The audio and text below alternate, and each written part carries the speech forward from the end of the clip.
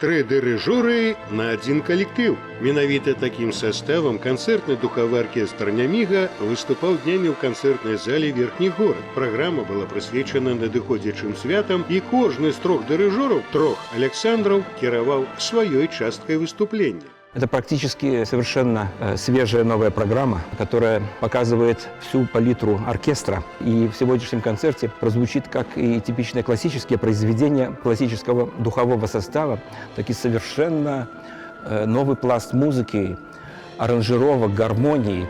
Спалучыць джаз і класіку Грыга, Чайковскага і Марка Тейлора атрымалася ў дырыжора Александра Фёдорова. Я считаю, что всегда оркестр, он должен такое устраивать шоу. Я дирижирую 6 произведений.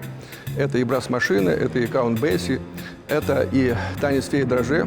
Танец Анитры – это тоже известное произведение. Сначала идет такой классический вариант, а потом начинается такой драйв. Менавіта такі драйв і показала юная выканаўца адной з песень канцэрта.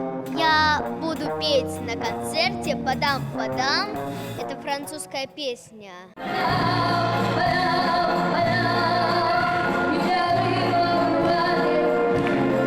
На канцэрце гучалі сусветна вядомыя творы ў класічным выкананні і уласныя аранжыроўкі 3-го з дырыжораў. Лично мой блог, он будет насыщен премьерами.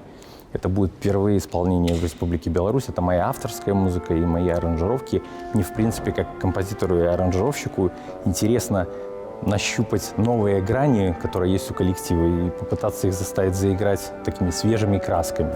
Александр Ембіцкі ў гэтым сезоне не толькі дырыжыруе і стварае аранжыроўкі. Яго, музыкант аркестра «Няміга», калегі абралі крэатыўным дырэктарам калектыва. Таму гэты канцэрт стаў новым вопытам для ўсяго творчага састава.